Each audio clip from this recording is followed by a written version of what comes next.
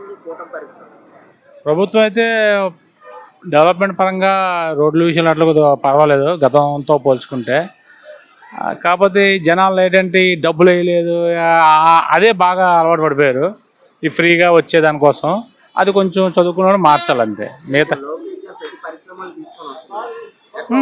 He's good worker, is like father same. అంటే తండ్రికి మించిన తండ్రి మేము మించే అంత సీన్ లేదు కానీ బాబు గారు బీట్ చేయడం చాలా కష్టం. ఆయన విజనరీ వేరు.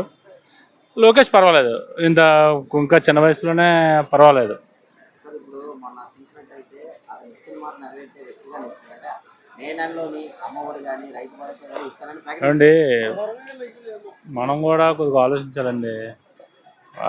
రాష్ట్ర ఆర్థిక పరిస్థితి ఎట్లా ఉంది అది కూడా అంటే సామాన్య ప్రజలకి తెలియదు. చదువుకున్నోడికి కొద్ది గొప్ప నాలెడ్జ్ ఉన్నోడికి రాష్ట్ర ఇన్కమ్ మీద కొద్ది తెలుస్తుంది. గవర్నమెంట్ దగ్గర ఏమి డబ్బులు ఏమి లేవు కదా, మన ట్యాక్స్ చేయాలి. సంక్షేమం డెవలప్మెంట్ రెండు కలగలుగా బాబు గారు వెళ్తున్నారు ముందుకి. అది మాత్రం టైం పడుతుంది. అంటే ఈ 5 years డెవలప్ తీసుకొని ప్రయాణిస్తారు సార్. మిషన్ షుట్గా అందులో చేస్తారు. ఆయన బాబు గారు ఉంటే ఎలాగైనా చేస్తారు, అందులో డౌట్ లేదు. నమ్మకం అయితే ఉంది కదా సార్. నాకు ఎప్పుడు నా చిన్న అబ్బాయి భర్త నమ్మకం ఎప్పుడూ ఉంది ఆయన. కూటమి పరిపాలన బాగుందండి, చాలా బాగుంది. ఏ విధంగా ఉంది సార్? గత ప్రభుత్వం మీరు చూసారు. గత ప్రభుత్వం ఏమైనా మార్పు ఏముంది? ఇప్పుడు హామీ 6 వీళ్ళు గోల్ పెడుతున్నారు కానీ ఏముందండి, అన్ని బొక్కలు పెట్టి పోయాడు. అది అన్నీ చాలా నాశనం చేసి వెళ్ళిపోయాడు. అన్నీ సెర్చ్ చేసుకోవాలి. డబ్బులు ఎక్కడి నుంచి వస్తాయి? పుట్టుకు రావు కదా. ఇన్కమ్ రావాలి. ఇన్కమ్ అప్పులు చేసి ఎవడైనా ఇస్తాడు. అర్థమైందా? మీద నమ్మకం ఉంది. నేనైతే పక్కా జగన్మోహన్ రెడ్డి అభిమాని, నిజంగా చెప్తున్నాను. యువకుడు ఏదో వదిలేస్తాడు అనుకున్నాం, నాశనం చేసి నేను చెప్తున్నాను. నాకు ఏ పార్టీతో నాకు సంబంధం లే. అర్థమైందా? సార్ రోడ్లు ఈ సంక్షేమం ఎట్లా ఉంది? మరికి చేస్తున్నాడు చాలా వరకు చేస్తున్నారు. ఇవన్నీ ఇవ్వాలంటే ఇవ్వడానికి సంగతి తెలిసి ఓటేసాం. సార్ ఇప్పుడు మే నెలలో నీకు అర్థమవుతుందా? ఇవ్వడానికి సంగతి ఇవ్వలేడు, తెలుసు. యాజ్ ఎడ్యుకేటెడ్గా తెలియని వాళ్ళకి అందరూ తెలుసుకుంటున్నారు. చాలా వరకు మార్పు వస్తుంది. కొంచెం వీళ్ళు చేస్తే బాగుంటుందని గత ప్రభుత్వాన్ని దృష్టిలో పెట్టుకొని వీళ్ళైనా సరే చక్కగా చేసి మంచి డెవలప్మెంట్ ఇస్తే హ్యాపీ. మన అసెంబ్లీ లేదు అనుకుంటే ప్రకటిస్తాను అమ్మఒడి రైతు భరోసా ఇస్తానని కూడా మాట ఇచ్చారు. ఇచ్చాడు, ఇస్తాడు. ఇవ్వకపోయినా ఆశ్చర్యపోక్కర్లా. డెవలప్ చేసే విధంగా అది నేను చెప్పేది 5 years ఉంటుంది. చేస్తాడని ఆ నమ్మకం అయితే ఉంది. పరిపాలన బాగుంది. బాగుంది, నేను చెప్తున్నానుగా, హ్యాపీగా చెప్తున్నాను నేను నిజంగా. ఎట్లా ఉంది కూటమి పరిపాలన? ఇప్పుడైతే పరిస్థితి అయితే చాలా బాగుందండి. మాది ప్రకాశం జిల్లా ఒంగోలండి. నేను ఇక్కడ మామూలు బిజినెస్ పర్పస్ వచ్చాను. ఒక 6 నెలలు అవుతుంది. పరిశుభ్ర ప్రాంతం కానీ బస్టాండ్కి ఆవరణాలు కానీ ఎటువంటి ఆటంకాలు లేకుండా శుభ్రత మాత్రం చాలా బాగుంది సార్, నీట్గా. మార్పు అనేది కంపల్సరీ. ఇప్పుడు మనకి చూస్తాను, మనం చెప్పుకోకూడదు. నేను ఆల్రెడీ అభిమానం వేరే, కానీ మా వాస్తవం మాత్రం ఇప్పుడు ఉన్నట్టు చెప్పుకోవాలి. యాక్చువల్లీ చాలా ఎక్సలెంట్గా బాగా చేస్తున్నారు సార్. నీట్గా ఉంది సార్. వైజాగ్ మాత్రం హైదరాబాద్ లాగా సిటీ డెవలప్మెంట్ మాత్రం ఎక్సలెంట్ ఉంది. తీసుకెళ్తారు గ్యారంటీగా. ఆయన మంచి మైండ్ సెట్ 100% ఉంది సార్. ఇది ఓపెన్. ఇది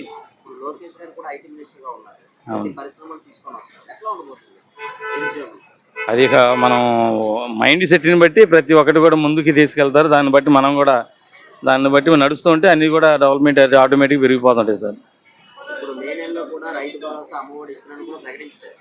అవును సార్, కంపల్సరిగా అవుతాయి.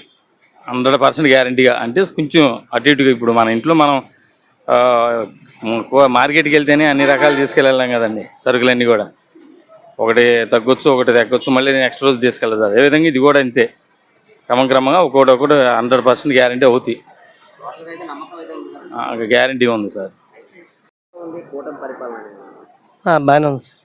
ఏ విధంగా ఉంది సార్? గత ప్రభుత్వం మీరు చూసారు, ఈ ప్రభుత్వం మార్పు ఏమైనా కనపడ్డదా? రోడ్లు కానీ పెన్షన్లు కానీ? గత ప్రభుత్వంలో మీరు చూసారు, రోడ్ల పరిస్థితి అధ్వానం ఉన్న సంగతి ప్రతి అనకూడదు. కుక్క కూడా తెలుసు, అది వేరే చెప్పనక్కర్లేదు. అది ఈవేళ మెరుగుపడుతున్నాయి. సార్ అభివృద్ధి సంక్షేమం ఎట్లా ఉండబోతుంది సార్ 5 years? బాగానే ఉంటుందని చెప్పి తెలుస్తానండి. సార్ ఇప్పుడు ఐటీ మినిస్టర్గా లోకేష్ గారు ఉన్నారు. ప్రతి పరిశ్రమలు తీసుకొని వస్తున్నారు. నిరుద్యోగ సమస్య కూడా తీరుతుంది ప్రతి డిఎస్సి కానీ రైల్వే కానీ ఇవన్నీ ఎట్లా ఉండబోతుంది సార్?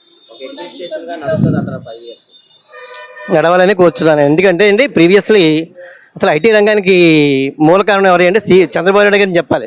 అంటే ఈవేళ కూటమి వచ్చిందని చెప్పడం కాదండి, అసలు వాస్తవానికి కూడా హైదరాబాద్ బాగుపడడం కారణం ప్రధాన కారణం ఎవరు అంటే చంద్రబాబు నాయుడు గారే. అలాగే ఈవేళ ఈ ఐటీ రంగం మన ఆంధ్రాకి సేమ్ అభివృద్ధి అక్కడ ఎలా ఉందో పర్సంటేజ్ అభివృద్ధి కార్యక్రమం ఇన్కమ్ ఆదాయము అదే సోర్స్ ఈవేళ తెస్తారని చెప్పి ప్రజల దృఢప్రాయంగా ఉన్నామండి. అదే టోటల్గా చూస్తే చంద్రబాబు మీద నమ్మకం ఉందా? ఉందండి. ఎందుకంటే అండి ఒకప్పుడు ప్రభుత్వంలో మీకు తెలుసు ఇది జరగదు అన్న పని ఈవేళ జరుగుతుందని చెప్పి చూపించారండి. అంటే ఇక్కడ గొప్పతనం ఈయన గొప్పతనం సాటి చెప్పుకోవడం కాదు, అసలు ఆ పనితనం ఎలా చేయాలో తెలియని పరిస్థితి. అంటే ఈవేళ ఒక సీఎంని కించపరచడం కోసమే మాట్లాడట్లా, అసలు పరిపాలన విధానం తెలియనటువంటి వాడు పరిపాలకులు అయితే అలాగే ఉంటుందండి. అదండి.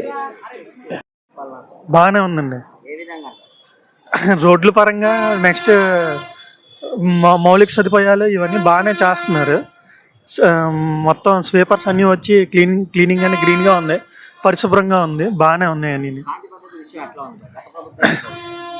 శాంతి భద్రత విషయంలో కూడా గట్టిగానే ఉంది. ఎక్కడ పడితే అక్కడ సెక్యూరిటీస్ ఉన్నాయి, నెక్స్ట్ చెకింగ్ చేస్తున్నారు, కెమెరాస్ ఉన్నాయి, అన్నీ గొడవలు గట్ట ఏం లేవు సార్.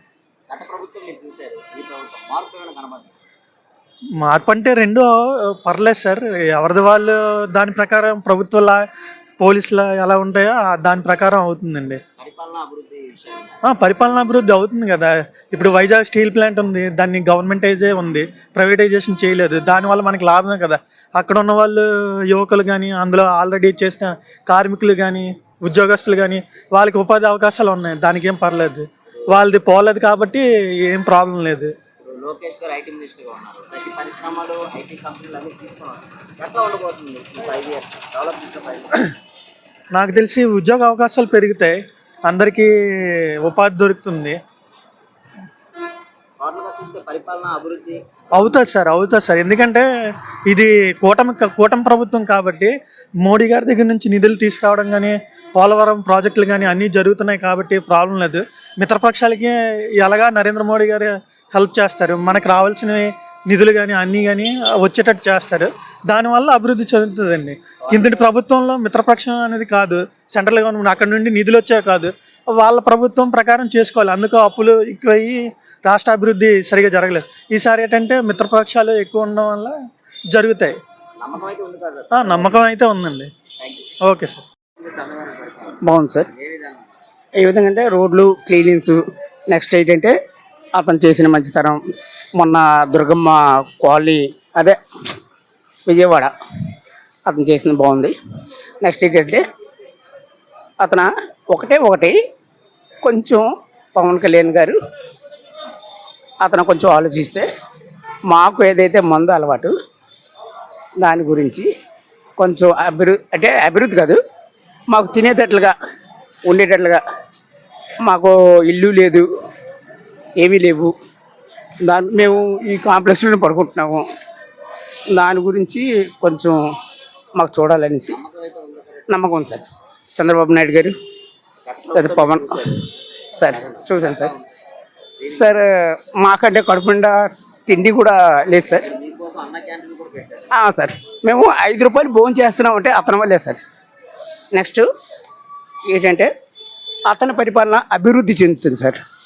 ఇంతకుముందు పరిపాలన అభివృద్ధి లేదు సార్. అది టోటల్గా అయితే బాగుంది కదా? చాలా బాగుంది సార్.